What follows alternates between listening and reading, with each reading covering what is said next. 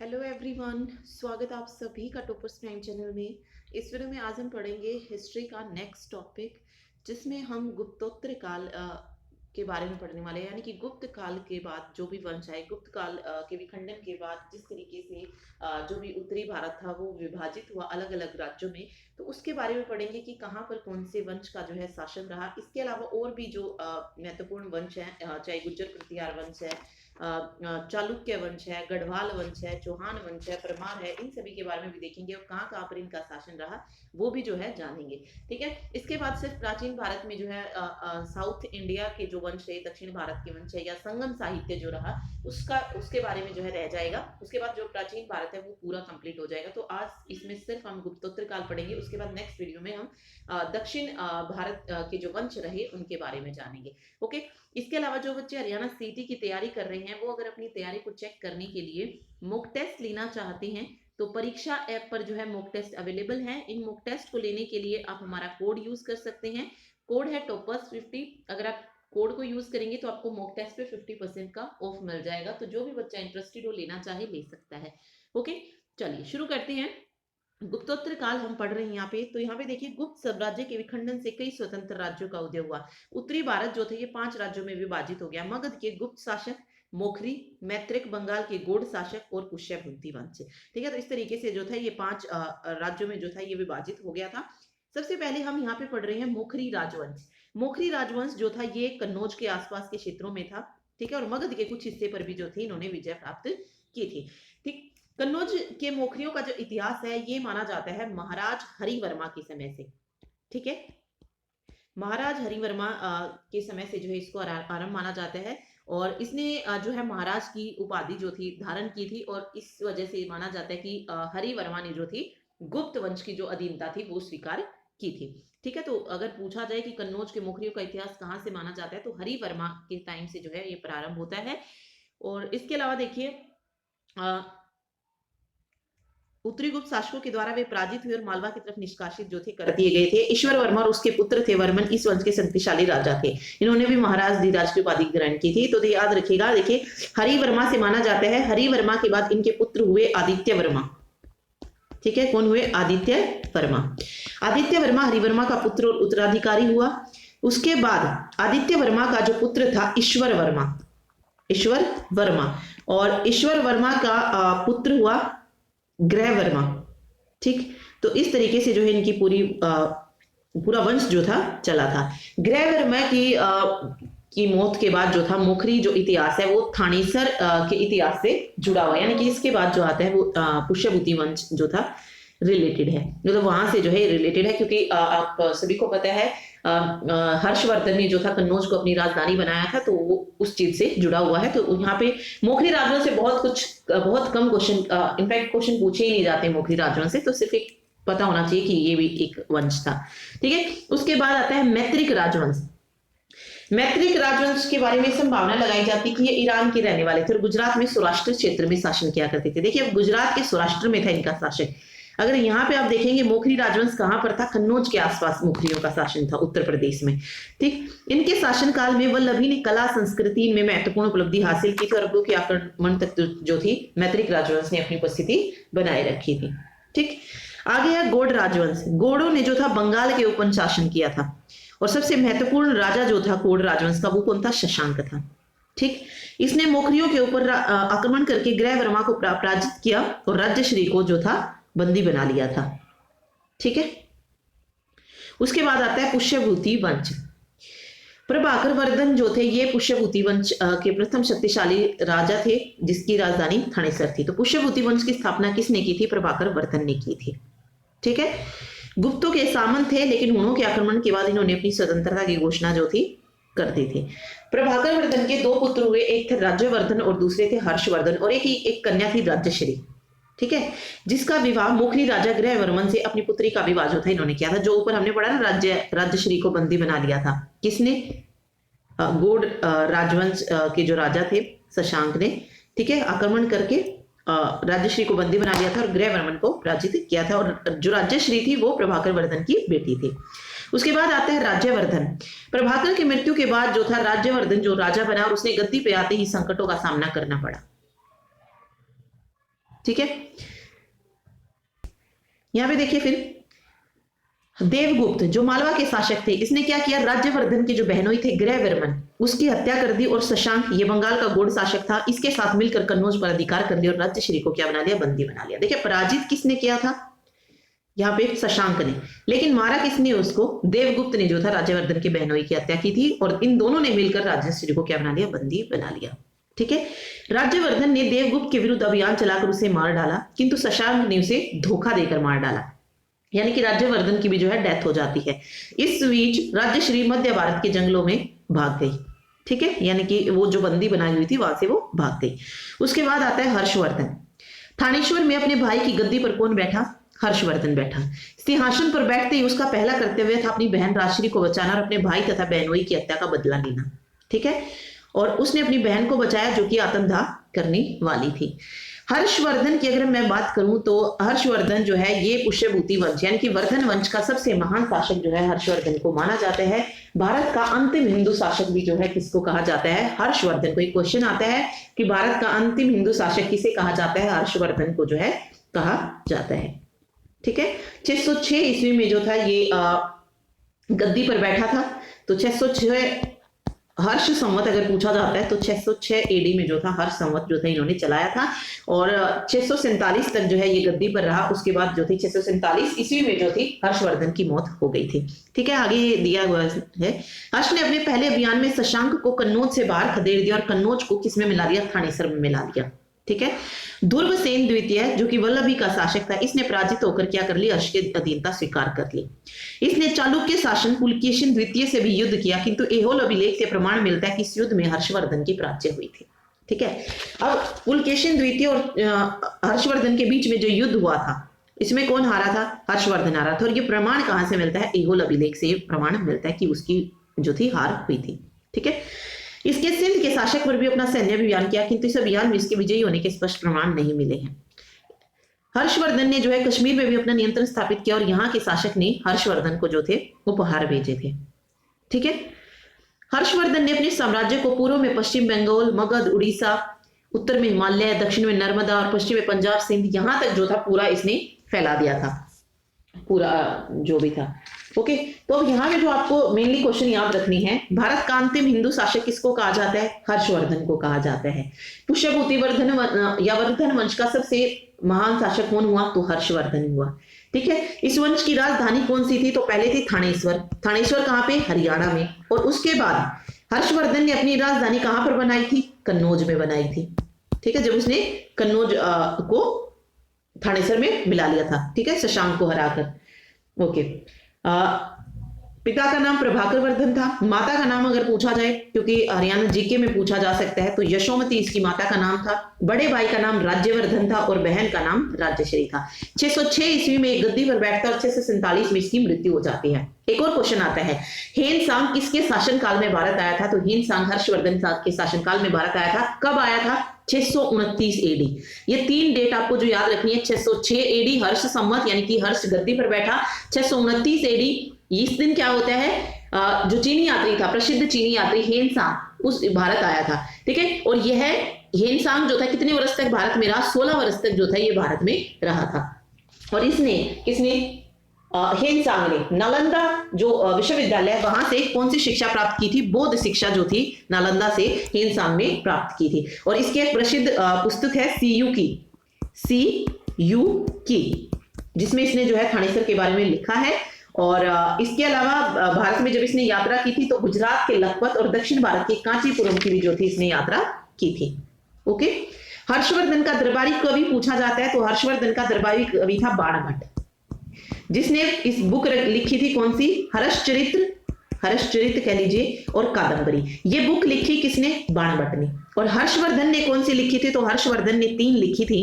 यहां पे लिख देती हूं मैं, नागानंद, प्रियदर्शिका और रत्नावली। ये 3 जो बुक थी ये लिखी थी किसने, हर्षवर्धन ने। ठीक है, और हर्षवर्धन का दरबारी कवि बाणभट्ट, जिसने बुक लिखी हर्षचरित्र और कादंबरी। 647 एडी में जो है इसकी मृत्यु हो जाती है। तो बस ये पॉइंट थे जो आपको हर्षवर्धन के बारे में लिखने हैं, और यहाँ से मोस्टली जितने पॉइंट हमने पढ़े हैं उन सभी से जो है क्वेश्चन पूछे जाते हैं, और क्वेश्चन पूछे भी गए हैं जो पहले एग्जाम हुए हैं उनमें। ठीक है, तो सारे पॉइंट आपको हर्षवर्धन से रिलेटेड याद करने हैं। चलिए अभी देखिए यहाँ पे, हर्ष के शासनकाल से कन्नौज पर नियंत्रण उत्तरी भारत पर प्रभुत्व का प्रतीक माना जाता था। अरब वासियों के पहले भारतीय प्रायद्वीप की 3 महत्वपूर्ण शक्तियां थी, गुजरात एवं राजपूताना के गुर्जर प्रतिहार, दक्कन के राष्ट्रकूट और बंगाल के पाल शासक। कन्नौज पर आधिपत्य को लेकर लगभग 200 वर्षों तक इन 3 महाशक्तियों के बीच होने वाले संघर्ष को ही क्या कहा गया, त्रिपक्षीय संघर्ष का कहा। किस किस के बीच में, गुर्जर प्रतिहार हो गया, राष्ट्रकूट हो गए और बंगाल के पाल शासक हो गए। और इस संघर्ष में जो अंतिम सफलता मिली थी वो किनको मिली थी, गुर्जर प्रतिहारों को मिली थी। तो 1 बाय 1 अब इनके बारे में पढ़ते हैं जो त्रिपक्षीय संघर्ष है। सबसे पहले हम पाल वंश पढ़ रहे हैं। तो पाल वंश कहां पर रहा, पाल वंश रहा बंगाल में, ठीक है। पाल वंश जो था ये बंगाल में रहा, बंगाल का पाल वंश। पाल वंश की स्थापना गोपाल ने 750 ईस्वी में की थी और यह बौद्ध धर्म का अनुयायी था। तो 8वीं शताब्दी में पाल वंश की स्थापना किसने की, गोपाल ने की थी, ठीक है। गोपाल नामक शासक के द्वारा जो थी की थी। तो ये संस्थापक इसका याद रखिए। गोपाल के बाद उसका पुत्र धर्मपाल जो था ये पाल वंश का राजा हुआ, यानी कि उसका उत्तराधिकारी जो है धर्मपाल को माना जाता है। और इसने विक्रमशिला विश्वविद्यालय की जो थी, सॉरी विक्रमशिला नहीं, तक्षशिला विश्वविद्यालय की जो थी, हाँ विक्रमशिला विश्वविद्यालय की स्थापना जो थी इसने की थी, ठीक है। और इस वंश का जो अंतिम महान शासक हुआ वो कौन हुआ, महिपाल हुआ। तो एक बार ये सारी जानकारी पढ़ते हैं। देखिए गोपाल के बाद उसका धर्मपाल पुत्र जो था धर्मपाल, ये पाल वंश का राजा हुआ। धर्मपाल एक उत्साही बौद्ध था। उसके लेखों में उसे परम सौगात जो है कहा गया है। उसने विक्रमशिला तथा सोमपुरी में प्रसिद्ध बौद्ध विहारों की स्थापना की। राज्य सभा में प्रसिद्ध बौद्ध लेखक हरिभद्र जो थे निवास करते थे। इसने नालंदा विश्वविद्यालय को पुनर्जीवित किया और विक्रमशिला विश्वविद्यालय की स्थापना भी जो थी की थी। तो नालंदा विश्वविद्यालय को पुनर्जीवित भी किसने किया, ये क्वेश्चन आता है एग्जाम में। तो वो थे धर्मपाल। और विक्रमशिला विश्वविद्यालय की स्थापना भी किसने की, धर्मपाल ने ही की। देवपाल जो थे इस वंश के सर्वाधिक शक्तिशाली शासक माना जाता है। कहा जाता है कि इसने गुज्जर और हुणों को पराजित किया और उत्कल तथा कामरूप पर अधिकार कर लिया था। इस वंश का अंतिम शासक कौन था, गोविंदपाल था। और उसने 1162 से लेकर 1174 तक क्या किया था, शासन किया था, ठीक है। पाल कलाकारों को कांसे की मूर्तियां बनाने में महारत हासिल थी। बंगाल के पाल शासक बौद्ध धर्म के अनुयायी थे। पाल राजाओं का शासनकाल प्राचीन भारतीय इतिहास के उन राज्यों जिन्होंने सबसे लंबे समय तक राज्य किया है, ओके। और इनके समय में संत रक्षित और दीपंकर नामक बौद्ध विद्वानों ने जो थे तिब्बत की यात्रा की थी। लास्ट रूलर जो माना जाता है बंगाल की पाल वंश का वो माना जाता है रामपाल, ठीक है। संस्थापक गोपाल, गोपाल धर्मपाल, ये 2 नाम इंपॉर्टेंट है इसमें क्योंकि एक संस्थापक भी पूछा जाता है और दूसरा क्वेश्चन नालंदा विश्वविद्यालय और विक्रमशिला विश्वविद्यालय की स्थापना से आएगा। तो ये थे धर्मपाल थे, ठीक है। और अंतिम महान शासक जो रहा वो महिपाल रहा था इसमें। चलिए अगला है बंगाल का ही सेन वंश। बंगाल में ही था सेन वंश, ठीक है। देखिए पाल वंश के पतन के बाद आता है सेन। बंगाल का शासन सेन राजाओं के हाथ में जो था आ गया था। इसके फाउंडर कौन थे, सामंत सेन, ठीक है। फाउंडर थे सामंत सेन। और फर्स्ट ग्रेट रूलर कौन माने जाते हैं, वो विजय सेन माने जाते हैं। तो इस वंश की स्थापना सामंत सेन ने की थी। सामंत सेन के पुत्र हुए हेमंत सेन। इसने बंगाल के अस्थिर राजनीतिक स्थिति का फायदा उठाते हुए एक स्वतंत्र राज्य बनाया। और विजय सेन थे जो इस वंश के प्रथम महत्वपूर्ण शासक जो थे बने थे। देखिए सेन वंश की स्थापना सामंत सेन ने की। दूसरा क्वेश्चन आएगा कि पहले ग्रेट रूलर महान जो शासक हुए वो कौन हुए, सामंत सेन वंश के, तो वो थे विजय सेन, ओके। और विजय सेन ने अपने शासनकाल में 2 शहर बसाए थे। एक था विजयपुर और दूसरा था विक्रमपुर, ठीक है। इसके बाद इसके उत्तराधिकारी हुए भल्लाल सेन कह लीजिए, ठीक है। विजय सेन की मृत्यु के बाद ये बंगाल का शासक बना और इसने बंगाल में जाति प्रथा और कुली प्रथा को संगठित करने का श्रेय प्राप्त है, ठीक। वल्लाल सेन कुलीनवाद के नाम से प्रसिद्ध एक सामाजिक आंदोलन का प्रचलन करता भी था। स्वयं एक विद्वान भी था और उसने दान सागर ग्रंथ यानी कि शकुन उपशकुन पर आधारित की रचना जो थी की थी। और अद्भुत सागर नामक ग्रंथ यानी कि खगोल शास्त्र भी प्रारंभ किया था, पर ये इस चीज को पूर्ण नहीं कर सका था। यह सेन वंश का अंतिम शक्तिशाली शासक था। लेकिन तबकात नासिरी के अनुसार इस वंश के वंशज बंगाल के कुछ हिस्सों पर कुछ समय तक जो थे शासन करते रहे, ठीक है। ओके, उसके बाद आता है राष्ट्रकूट वंश। वैसे ये साउथ इंडिया में हम पढ़ेंगे दोबारा से डिटेल में, अभी यहाँ पे सिर्फ देख लेते हैं कि चालुक्यों के पतन के पश्चात जो था राष्ट्रकूट नरेश दंतिदुर्ग ने अपनी स्वतंत्रता जो थी सत्ता स्थापित कर दी। ओके, तो ये जो राष्ट्रकूट वंश रहा ये प्रतिहार वंश और पाल वंश के समकालीन जो है माना जाता है, और ये साउथ इंडिया में जो है रहा है, तो इसको हम वहां पे पढ़ेंगे और अच्छे से। ठीक है, इसने गंगो चोलो वेंगी के चालुक्यों को जो था बुरी तरीके से प्रभावित किया था। इसने एलोरा में प्रसिद्ध शिव मंदिर का निर्माण जो था राष्ट्रकूट वंश के शासकों ने करवाया था। कृष्ण प्रथम, ध्रुव, गोविंद ध्रुव, ये जो है इस वंश के प्रमुख शासक हुए। यहां से सिर्फ एक क्वेश्चन आता है, राष्ट्रकूट वंश की स्थापना किसने की थी? तो दंती दुर्ग नामक शासक ने जो थी इस वंश की स्थापना की थी। ठीक है, और चालुक्य वंश का अंत इस दक्षिण में किसने किया था? राष्ट्रकूट वंश ने ही किया था। चलिए आगे हम राजपूत राज्यों का के बारे में पढ़ेंगे, जो अलग अलग राजपूत आए। तो ये राजपूतों की उत्पत्ति का सिद्धांत दिया हुआ है, ये हमें नहीं जानना है इतना। ठीक, बस पृथ्वीराज रासो याद रखिए किसकी है? चंद्रप्रदाई की है बुक। हमें यहाँ से पढ़ना है भारत के प्रमुख राजपूत वंश के बारे में पढ़ते हैं, जो कि हमने बंगाल में जो रहे, बंगाल में पाल वंश रहा, सेन वंश रहा, और बस यही थे मेन, ये दो याद रखिए बंगाल के थे। अभी हम आते हैं चौहान राजपूत वंश की बात हम कर रहे हैं। सबसे पहले हम गुर्जर प्रतिहार वंश पढ़ रहे हैं। तो गुर्जर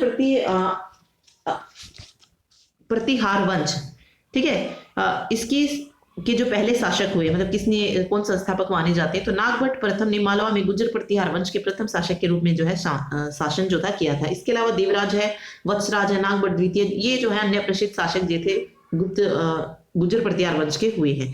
ठीक है, मिहिर भोज ये जो है प्रतिहार का सर्वाधिक शक्तिशाली और प्रतापी सम्राट था। इसने अपने पिता को मारकर सिंहासन हासिल किया था। इसने अपने शासनकाल में कन्नौज को अपनी राजधानी बनाया था, और यशपाल की मृत्यु होने पर इस वंश का जो था पतन हो गया था। ठीक है, यहां से एक ही क्वेश्चन आता है कि गुर्जर प्रतिहार वंश का महान शासक कौन हुआ है? तो वो थे मिहिर भोज। ठीक है, ओके। वैसे गुर्जर प्रतिहार वंश का जो संस्थापक माना जाता है वो हरिश्चंद्र को माना जाता है, लेकिन जो पहले शासक के रूप में जिसने शासन किया था वो थे नागभट्ट। वास्तविक संस्थापक अगर पूछा जाए तो नागभट्ट प्रथम जो थे इसके वास्तविक संस्थापक थे। और इस वंश का जो उल्लेख है ये किस अभिलेख में मिलता है? एक क्वेश्चन ये बनता है। तो ऐहोल अभिलेख में जो है गुर्जर प्रतिहार पुलकेशिन द्वितीय का जो ऐहोल अभिलेख है उसमें जो है गुर्जर प्रतिहार वंश का जो है उल्लेख मिलता है। ठीक, और गुर्जर प्रतिहार वंश था जिसने हुणों को भारत में, मतलब हुणों का भारत में अंत जो था किया था। ठीक है, चलिए उसके बाद आते हैं चौहान वंश। चौहान वंश देखिए, चौहान वंश अनेक शाखाओं में से वासुदेव द्वारा स्थापित शाकंभरी के चौहान राज्य के इतिहास में विशेष स्थान है।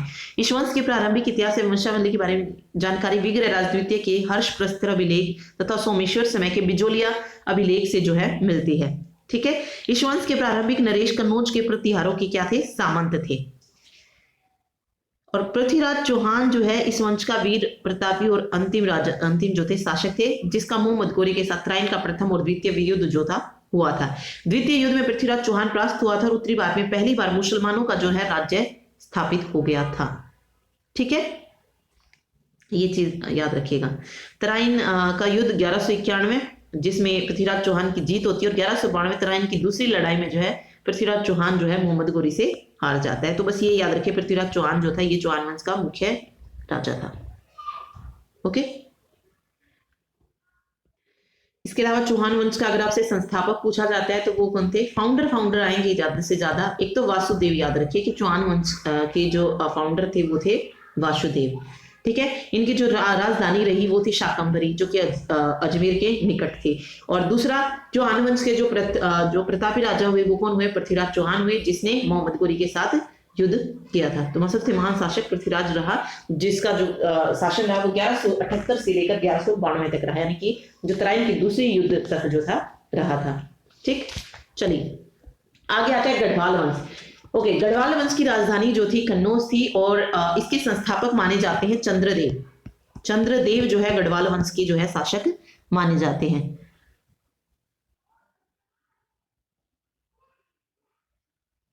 ठीक है, ओके, बस इतना ही याद रखिए। राजधानी कन्नौज थी। गढ़वाल वंश के संस्थापक चंद्रदेव नामक शासक थे। इसके शासनकाल में जो था इसने तोमर शासकों को जो है पराजित किया था और इसके सामने जो था उन्होंने आत्मसमर्पण किया था। ओके, उसके बाद चंद्रदेव के उत्तराधिकारी हुए उनके पुत्र मदनपाल। फिर गढ़वाल वंश का जो है सबसे महान शासक पूछा जाता है तो वो थे गोविंद चंद्र। इस के जो थे सर्वाधिक शक्तिशाली शासक जो है माने जाते हैं। और गढ़वाल वंश के जो सबसे अंतिम और सबसे लोकप्रिय शासक हुए वो हुए जयचंद्र। बस ये तो तीन जो है याद रखिए। और चंदावर का युद्ध पूछा जाता है कब हुआ था, तो 1194 ईस्वी में चंदावर का युद्ध होता है जयचंद और मोहम्मद गोरी के बीच में, ठीक है, जिसमें मोहम्मद गोरी जो था मारा गया था। ठीक है, नहीं सॉरी, मोहम्मद गोरी नहीं मारा गया था, ये मारा गया था, मोहम्मद गोरी के द्वारा ये मारा गया था। तो याद रखिएगा जयचंद और मोहम्मद गोरी के बीच में 1194 में चंदावर का युद्ध होता है। ये मोस्ट इंपोर्टेंट है, चंदावर का युद्ध जो है पूछा जाता है। तो बस ये चीज इसमें याद रखिएगा, बाकी और कुछ नहीं पूछा जाता है तो तब पढ़ने की जरूरत नहीं है। ओके, उसके बाद आता है परमार वंश। परमार वंश की जो कैपिटल रही वो रही मालवा और इसके फाउंडर थे श्रीहर्ष। ओके, इसमें गलत लिखा हुआ है। ओके, प्रथम शासक थे वंश का, प्रथम शक्तिशाली शासक था श्रीहर्ष, जिसने राष्ट्रकूटों को जो है पराजित जो था किया था। उपेंद्र जो है इस वंश के संस्थापक थे। ठीक, और भी बहुत सारे हुए, लेकिन श्रीहर्ष का ही जो है मेनली नाम जो है पूछा जाता है, या सीमक, परमार वंश के जो फाउंडर माने जाते हैं सीमक और श्रीहर्ष, दोनों याद रखिए, कोई भी वो दे सकते हैं, उपेंद्र भी जो है दे सकते हैं। ओके, चलिए देखिए 1297 ईस्वी में जो है खिलजी के सेनापति नसरत खां और उलूग खानी साम्राज्य पर आक्रमण कर जो था उस पर अधिकार कर लिया था। उसके बाद आता है चालुक्य वंश। चालुक्य वंश के जो फाउंडर थे वो है मूलराज प्रथम या भीम प्रथम को जो है माना जाता है और कैपिटल इनकी अहिलवाड़ गुजरात रही है। और यहाँ से जो मेनली क्वेश्चन आता है कि महमूद गजनवी ने जो गुजरात के सोमनाथ मंदिर पर आक्रमण किया था वो किसके शासनकाल में किया था, तो वो गुजरात के चालुक्यों के शासनकाल में ही जो था हुआ था। ठीक है, गुजरात का जो सोमनाथ मंदिर था उस पर जो आक्रमण हुआ था वो चालुक्य वंश के शासनकाल में ही हुआ था। और इनके जो वो रहे महान शासक रहे वो भीम प्रथम ही रहे हैं और अंतिम महान शासक जो है भीम सेकंड को जो है माना जाता है। ठीक है, ओके, चलिए देखिए इसमें वही दे रखा है। इस वंश के शासक भीम प्रथम के शासनकाल में महमूद गजनवी ने सोमनाथ के मंदिर पर आक्रमण किया था। जयसिंह सिद्धराज इस वंश का सर्वाधिक शक्तिशाली एवं कुमारपल इस वंश के अंतिम शासकों में था। इसकी मृत्यु के पश्चात इस वंश का पतन प्रारंभ हो गया और अंतिम शासक निर्बल एवं अयोग्य थे। 1197 ईस्वी में कुतुबुद्दीन ऐबक ने गुजरात पर आक्रमण कर वहां की राजधानी अहिलवाड़ा को जो था लूटा था। ठीक है, तो 1197 कहीं पर 1195 ईस्वी भी जो है दिया जाता है कि 1195 इस वंश का जो अंत था वो कुतुबुद्दीन ऐबक के द्वारा किया गया था। तो वो आप देख लीजिए कहाँ पर 1195 मेनली आता है वैसे 1195 ईस्वी में। ठीक है, एक सिसोदिया वंश है। इस वंश के शासक अपने को क्या कहते थे, सूर्यवंशी कहते थे और इनका मेवाड़ पर शासन था और चित्तौड़ इनकी राजधानी थी। राणा कुंभ, राणा संग्राम, महाराणा प्रताप ये इस वंश के जो थे प्रसिद्ध राजा हुए जिन्होंने अनेक युद्धों में शत्रुओं के दांत खट्टे कर दिए थे। राणा कुंभ ने अपनी विजयों के उपलक्ष्य में विजय स्तंभ का निर्माण जो था करवाया था। ठीक, तो ये कुछ छोटे छोटे वंश रहे जो मेनली इनके संस्थापक पूछे जाते हैं या जो मेन राजा होता है वो चीज जो है यहाँ से पूछी जाती है। ठीक है, चलिए अभी हम क्वेश्चन करते हैं। देखिए क्वेश्चन नंबर 1 है, उत्तर गुप्त युग में जो विश्वविद्यालय प्रसिद्ध हो गया था वह कौन सा था, कांची, तक्षशिला, नालंदा या वल्लभी। ठीक है, तो उत्तर गुप्त युग तक जो है नालंदा विश्वविद्यालय था जो फेमस हो चुका था और ये पटना में है, कोई जगह है बड़गांव, वहां पर जो है ये स्थित है और बौद्ध धर्म से जो है ये संबंधित माना जाता था। ओके, तो राइट आंसर यहाँ पे नालंदा विश्वविद्यालय हो जाएगा। ओके, अगला देखिए, बाणभट्ट निम्नलिखित में से किस सम्राट के राज दरबारी कवि थे। बाणभट्ट हमने पढ़ा हर्षवर्धन के जो थे दरबारी कवि थे। हर्षचरित्र और कादम्बरी की जो है इन्होंने रचना की थी, कादम्बरी। ठीक है, हर्षचरित निम्नलिखित में से किसके द्वारा लिखी गई है, तो अभी हमने पढ़ा ये बाणभट्ट के द्वारा लिखी गई है। हर्षचरित्र के लेखक कौन है, बाणभट्ट है। एक महान रोमानी नाटक कादम्बरी का लेखक कौन था, तो ये था बाणभट्ट। ठीक है, यादव सम्राटों की राजधानी कहां पर थी, तो यादव सम्राटों की राजधानी थी देवगिरी में। ठीक। पृथ्वीराज रासो किसने लिखा था? पृथ्वीराज रासो, तो ये हमने पढ़ा भी, चंद्रवरदाई ने जो है लिखा था। और पृथ्वीराज रासो को जो है हिंदी साहित्य का प्रथम महाकाव्य जो है इसको कहा जाता है। अगर आपसे कभी पूछा भी जाता है हिंदी साहित्य का प्रथम कहा महाकाव्य माना जाता है किसको? पृथ्वीराज रासो को। ठीक है, महाकाव्य। ओके। और चंद्रप्रदाई जो थे चौहान शासक हुए पृथ्वीराज तृतीय, वहां उसके टाइम पर जो थे राजकवि थे चौहान पृथ्वीराज चौहान जो हमने पढ़ा था वही। ठीक है, चौहान का फाउंडर कौन पढ़ा था हमने? वासुदेव को पढ़ा था। और उस टाइम का जो प्रतापी राजा हुआ वो कौन हुए? पृथ्वीराज तृतीय हुए। ठीक है। निम्नलिखित में से वह धर्म कौन सा है जिसका विकास प्राचीन काल में नहीं हुआ था? ईसा पूर्व में जिसका नहीं हुआ था। सिंतो, जरथुस्त्र, इस्लाम या ताओवाद? तो वो है इस्लाम। ठीक है, बाकी सारे धर्म थे, सिंतो था, पारसी था, ताओवाद था, लेकिन इस्लाम धर्म का विकास जो था ये प्राचीन काल में नहीं हुआ था। इस्लाम धर्म का विकास हुआ आगे 7वीं शताब्दी में जाके। ठीक, तो इस्लाम यहाँ पे सही हो जाएगा। निम्नलिखित में से किस शासक ने बौद्धों के लिए विख्यात विक्रमशिला विश्वविद्यालय की स्थापना जो थी की थी?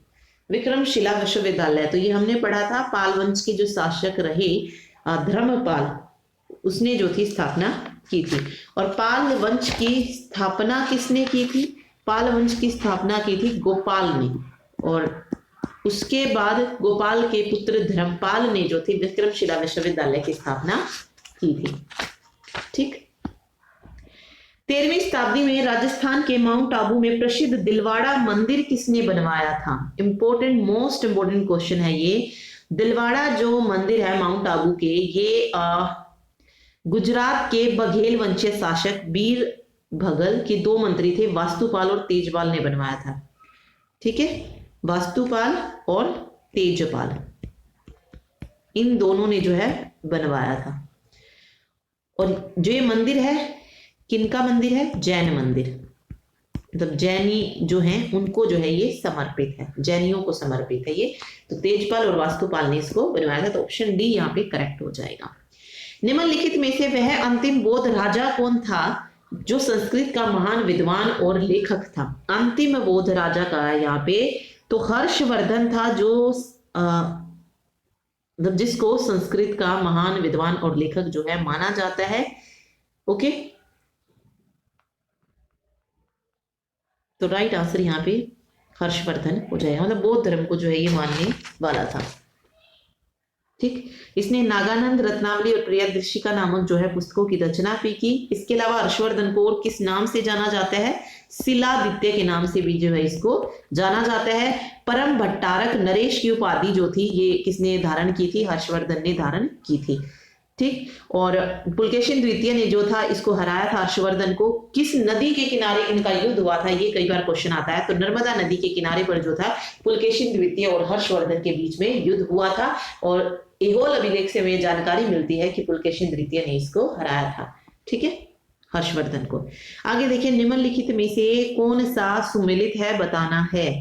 मतलब यहाँ पर सांस्कृतिक स्थल और उससे संबंधित राज्य दिए गए हैं। जैसे एलोरा, एलोरा संबंधित है किससे? राष्ट्रकूटों से।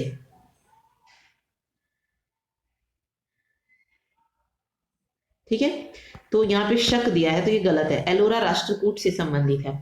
महाबलीपुरम की अगर हम बात करूं तो महाबलीपुरम पल्लवों से संबंधित है। मीनाक्षी मंदिर जो है ये पांड्य वंश से रिलेटेड है। और खजुराहो चंदेल वंश से है। ठीक है, ये हमने पढ़ा नहीं है कि जो हमारे ये शक है राष्ट्रकूट है, ये आगे हम आएंगे तब जो है इनको पढ़ेंगे। ठीक है, बस यहाँ पे याद रखिए मीनाक्षी मंदिर पांड्यों से रिलेटेड है। एलोरा राष्ट्रकूटों से, महाबलीपुरम पल्लवों से, खजुराहो चंदेल से और मीनाक्षी मंदिर पांड्य वंश से। ठीक है, तो ये क्वेश्चन कई बार आता है, यहाँ से अलग अलग भी आपसे पूछ सकते हैं। एलोरा के मंदिरों का निर्माण किनके शासनकाल में हुआ? मीनाक्षी मंदिर किनके शासनकाल से संबंधित है? खजुराहो की जो मंदिर है ये किन शासकों से संबंधित है? तो चंदेल शासकों से हो जाएगा। ठीक है, तो अगला क्वेश्चन यही है कि खजुराहो मंदिर का निर्माण किसने किया था? तो अभी हमने पढ़ा चंदेल शासकों ने, तो चंदेल राजपूतों ने जो था खजुराहो मंदिर का निर्माण किया था। ठीक है, कहां पर है खजुराहो के मंदिर? ये है एमपी के छतरपुर जिले में स्थित है खजुराहो। ठीक है, तो ये चंदेल शासकों के शासनकाल में जो था खजुराहो मंदिरों का निर्माण हुआ था। निम्नोक्त में से कौन विश्व विरासत सूची में शामिल नहीं है, पूछा है इसने। खजुराहो भी है, हम्पी के ध्वंसावशेष भी है, ताजमहल भी। जो नहीं है वो है नालंदा के ध्वंसावशेष। तो ऑप्शन बी यहाँ पे सही हो जाएगा। ठीक है, निम्नलिखित में से किस राजपूत शासक ने भोपाल शहर की स्थापना की थी? इंपॉर्टेंट क्वेश्चन है। भोपाल शहर की स्थापना की थी राजा भोज ने। ठीक है, राजा भोज ने जो है भोपाल शहर और भोजपुर नगर की जो है स्थापना की थी। ठीक, मिहिर भोज राजपूतों के किस कुल से संबंधित थे? तो ये हमने पढ़ा था मिहिर भोज का किससे थे? ये प्रतिहार से, गुर्जर प्रतिहार वंश से थे। तो ये प्रतिहार वंश से जो है संबंधित माने जाते हैं। मतलब उस काल के जो है सबसे फेमस वो जो है रहे हैं महान शासक जो हुए मिहिर भोज ही जो थे हुए थे। ठीक है, वैष्णव धर्म के जो है ये अनुयायी माने जाते हैं। इन्होंने जो है आदि वरहा और प्रभाष की उपाधि जो है धारण की थी। ठीक है, ओके, चलिए जी अगला देखिए। हेन सांग किसके शासनकाल में भारत आया था? तो हर्षवर्धन के काल में जो था ये भारत आया था। 629 और 630, 16 साल तक जो है ये रहा था। ओके, चलिए, और इनकी बुक थी सीयू की, जिसमें अपनी यात्रा का वृत्तांत जो था इन्होंने किया था। हर्षवर्धन के समय में कौन सा चीनी तीर्थयात्री भारत आया था? तो हेन सांग था जो आया था।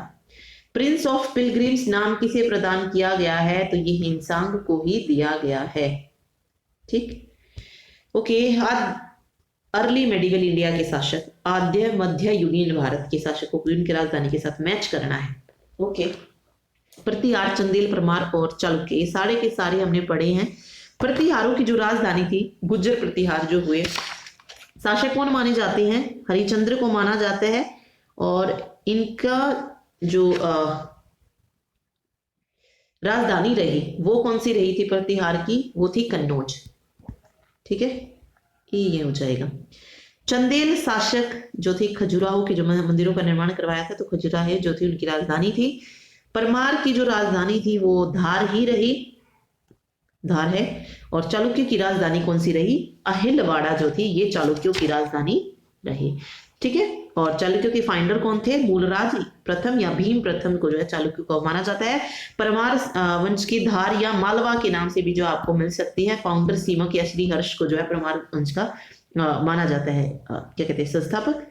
ओके, और सबसे महान शासक जो हुआ परमार वंश का वो भोज हुआ है।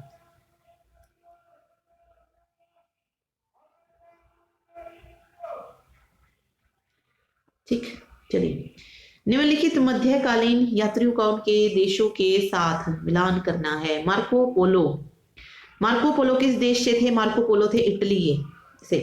इब्न बतूता मोरक्को से थे। एंटोनियो मोन्सेरेट ये स्पेन से थे। और महमूद वाली बल्ख से थे। ठीक है, अगला देखिए। बीतपाल तथा धीमन नामक भारत के दो महानतम कलाकार हुए, ये किस युग से संबंधित थे? तो ये संबंधित थे पाल युग से। ठीक है, पाल युग में एक और नाम आता है बौद्ध लेखक हरिभद्र का।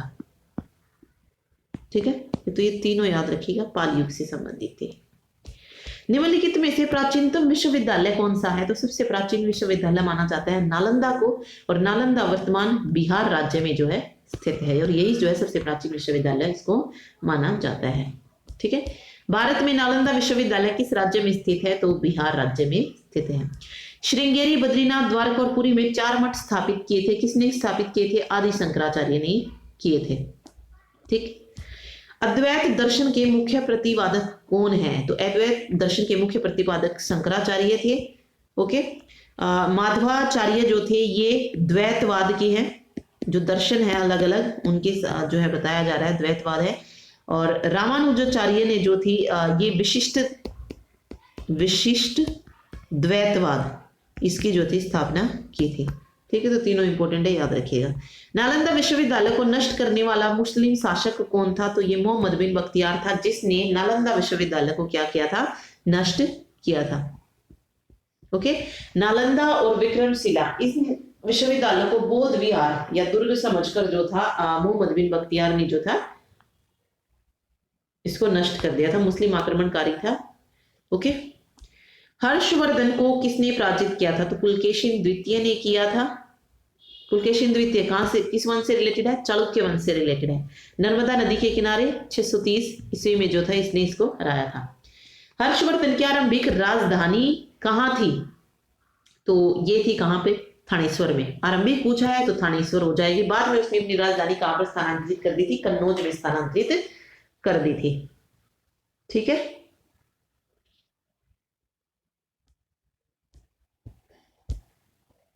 606 में 605 तक जो थी राजधानी वो थी।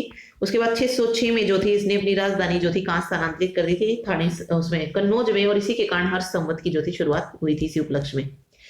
738 ईस्वी में अरबों को किसने पराजित किया था? तो अरबों को पराजित किया था किसने? प्रतिहारों ने। ठीक है। ओके। 738 में जो था राजस्थान में एक युद्ध हुआ था और इस युद्ध में प्रतिहार राजा हुए कौन? नागभट्ट। इसके नेतृत्व में जो है राजपूतों का एक संघ बना और उसने अरब सेना को जो था हराया था। रहमान अलमारी के नेतृत्व वाली कोई अरब सेना थी उसको जो था हराया था। कोणार्क मंदिर के देवता हैं सूर्य। सूर्य का कोणार्क मंदिर पूछा जाता है कहां पर? कोणार्क का सूर्य मंदिर। ठीक है। इस मंदिर का निर्माण कई बार पूछा जाता है किसने करवाया था? तो राजा नरसिंह देव प्रथम ने जो था इसका निर्माण करवाया था।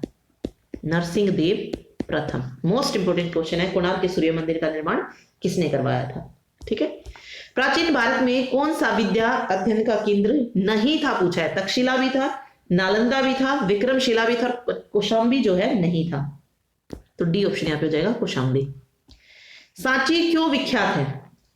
सांची किस लिए विख्यात है? सांची विख्यात है, सबसे बड़ा बौद्ध स्तूप है ये। मध्य प्रदेश के रायसेन में जो है ये सांची स्थापित है। ठीक है। यहां पर स्तूपों की जो संख्या है वो टोटल 3 है और सबसे बड़ा स्तूप जो है वो महास्तूप के नाम से जो है प्रसिद्ध है। ठीक है। इस स्तूप को बनवाया किसने? सम्राट अशोक ने बनवाया था। ओके। तो सांची सबसे बड़े बौद्ध स्तूप के लिए विख्यात है। सांची का महान स्तूप कहां पर है? तो मध्य प्रदेश में है। वर्ष 1100 ईस्वी में निर्मित मंदिर जो भुवनेश्वर के अन्य मंदिरों पर प्रधानता रखता है कौन सा है? तो वो है त्रिभुवनेश्वर लिंगराज मंदिर। ठीक है। त्रिभुवनेश्वर लिंगराज मंदिर है वो। कलिंग शासक खारवेल ने संरक्षण दिया था, किसको दिया था संरक्षण? जैन धर्म को दिया था। ठीक है। कलिंग के चेदी वंश का सबसे प्रतापी राजा पूछा जाता है कौन हुआ? तो वो खारवेल ही था जो चेदी वंश का सबसे प्रतापी राजा हुआ। इनका जो झुकाव था वो जैन धर्म के प्रति जो था ज्यादा था और ऐसे साक्ष्य जो है कि इन्होंने जैन धर्म को जो है दान वगैरह दिए जा गए थे। ये किस अभिलेख में मिलता है? ये मिलता है हाथी गुम्फा अभिलेख में जो है इसका वर्णन मिलता है। ठीक है। तो ये था गुप्तोत्तर काल जिसमें जो भी इंपॉर्टेंट चीजें थी वो सारे की सारी हमने कवर की हैं। तो मिलते हैं नेक्स्ट वीडियो में जिसमें हम पूरा जो साउथ इंडिया हमारा रहा, दक्षिण भारत संगम काल जिसको कहते हैं, वो पूरा कवर करेंगे। Thank you so much.